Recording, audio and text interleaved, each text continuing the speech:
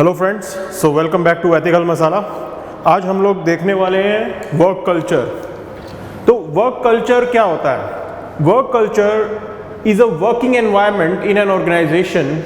जो ऑर्गेनाइजेशन के अंदर जो आपका वर्किंग एनवायरनमेंट होता है उसको वर्क कल्चर बोलते हैं। और ये किस चीज़ पे बेस्ड होता है? Based on the organisation's leadership, traditions, believes, attitudes of employers as well as of employees, processes in the organisation. जो ऑर्गेनाइजेशन के अंदर प्रोसेस करने का तरीका होता है, उनके प्रोसीजर्स जो होते हैं, उन सब का क्यूमुलेटिव जो आउटपुट निकलता है वो आपका वर्क कल्चर होता है। तो ऑर्गेनाइजेशन के अंदर जो ऑर्गेनाइजेशन की लीडरशिप है, जो मैनेजेरियल जो स्टाफ है, जो मैनेज कर रहा है, जो लीड कर रहा है, उनके वैल्यूज़ क्या होंगे, एम्प्लॉयर के वैल्यू क्या होंगे, एम्प्लॉइज़ के वैल्यू क्या होंगे, उनका एटीट्यूड कैसा होगा, उनके काम करने का तरीका कैसा होगा।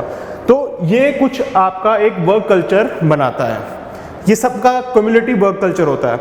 अब हम कभी कभी ये सजेस्ट करते हैं कि प्राइवेट वर्क कल्चर अच्छा होता है, गवर्नमेंट वर्क कल्चर बुरा होता है। तो प्राइवेट वर्क कल्चर की ऐसी क्या खासियत है? तो उसके अंदर हम एक लाइन बोलते हैं कि माइंड योर ओन बिजनेस। जो माइंड योर ओन बिजनेस है वो प्राइवेट कल्चर में होता है कि आप अपना काम करो और अपने घर जाओ, इधर उधर की फालतू बातें मत करो। तो वो आपको मेंशन करना पड़ेगा कि प्राइवेट वर्क कल्चर क्या होता है कि माइंड योर ओन बिजनेस। अब ये हम देखेंगे कि वर्क कल्चर हमें चाहिए क्यों, अच्छा वर्क कल्चर क्यों चाहिए। देखो, ऑर्गेनाइजेशन की एफिशिएंसी जो है तभी आएगी अगर आपका वर्क कल्चर अच्छा होगा, ताकि एम्प्लॉइज़ जो हैं वो अपना 100% दे सके। अगर वर्क कल्चर खराब होगा तो एम्प्लॉई अपना 100% नहीं दे पाएगा, इसलिए ऑर्गेनाइजेशनल एफिशिएंसी गिर जाएगी। अब healthy work culture ensures both employees and customers are satisfied. तो जो एम्प्लॉइज़ हैं वो भी सेटिस्फाई होने चाहिए ताकि वो और अच्छे से मेहनत करें, और कस्टमर जो रिसीविंग एंड पे है वो भी सेटिस्फाई होना चाहिए। अब गवर्नमेंट फर्म के केस में क्या होता है कि कस्टमर क्या हो गया, आपका सिटीजन हो गया, आप और मेरे जैसे लोग, और एम्प्लॉइज़ जो गवर्नमेंट स्टाफ होता है। अब हम क्यों बोलते हैं कि सरकारी वर्क कल्चर बुरा है?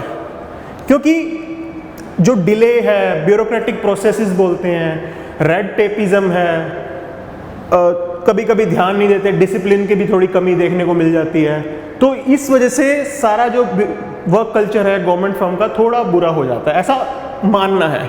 सारी एजेंसीज में ऐसा नहीं होता, सारे डिपार्टमेंट्स में ऐसा नहीं होता, कुछ अच्छे डिपार्टमेंट्स भी हैं। उसके एग्जाम्पल भी आपको डालने पड़ेंगे कि कौन सी ऐसी गवर्नमेंट एजेंसीज हैं जो good work culture, exemplary work culture के लिए मानी जाती हैं। ISRO, IITs, Reserve Bank of India, उनका work culture exemplary work culture है, they are very much professional. तो ये आपको ध्यान रखना है, क्रिटिसाइज करो बट इतना ना करो। फिर हम देखेंगे कि कैरेक्टरिस्टिक्स क्या हैं हेल्दी वर्क कल्चर के।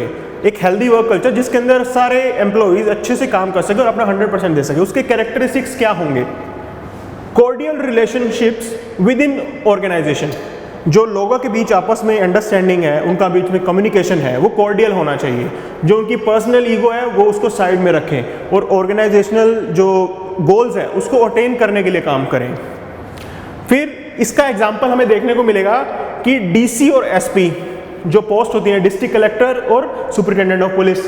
अब प्रॉब्लम क्या होती है, DC आपके IAS से आता है और SP आपके IPS से आता है।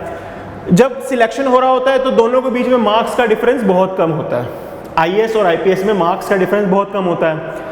अब कभी कभी ऐसे केस में ईगो क्लैश हो जाता है, तो ईगो क्लैश होने की वजह से आपका कोऑर्डिनेट रिलेशन नहीं हो पाता, तो गवर्नेंस में प्रॉब्लम आती है। अगर IAS और IPS मतलब DC और SP के बीच में ईगो क्लैश हो तो इसको दूर उनको करना चाहिए, क्योंकि जो पर्सनल वैल्यूज है उसको साइड में रखना चाहिए। गवर्नेंस जो है वो आपका मेन गोल है, उस पे जो दोनों हैं उनको काम करना चाहिए।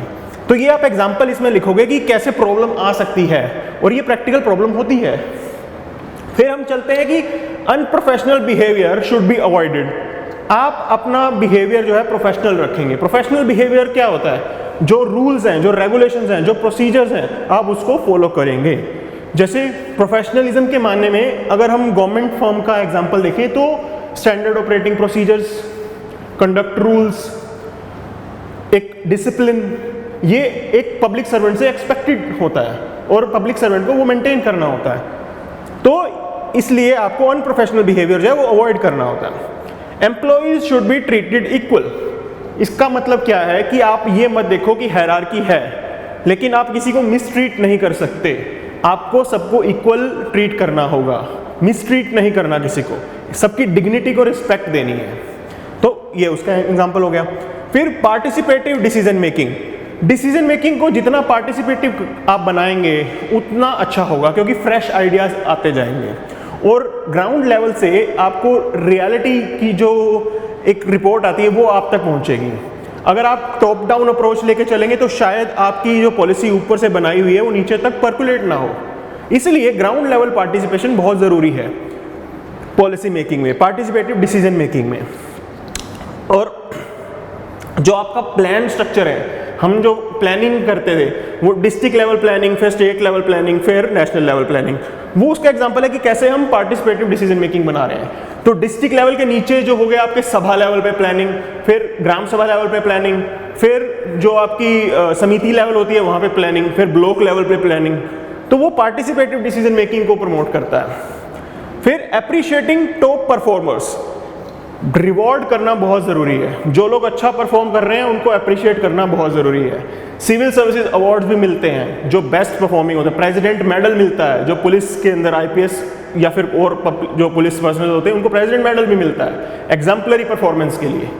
तो इसलिए अप्रिशिएट करना ज़रूरी हो जाता है आपको, ताकि वो लोग बाकी जो एम्प्लॉयज़ हैं उनके लिए रोल मॉडल का रोल प्ले करें।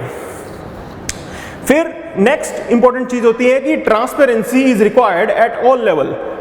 हर लेवल पे ट्रांसपेरेंसी की जरूरत है। यहाँ पे प्रमोशन के अंदर, ट्रांसफर के अंदर हर लेवल पे ट्रांसपेरेंसी होनी चाहिए। अगर ऐसा नहीं होगा तो मिसट्रस्ट होना स्टार्ट हो जाता है विद इन ऑर्गेनाइजेशन, जिससे वर्क कल्चर आपका खराब हो जाता है। Bosses should be like mentors and should be source of inspiration.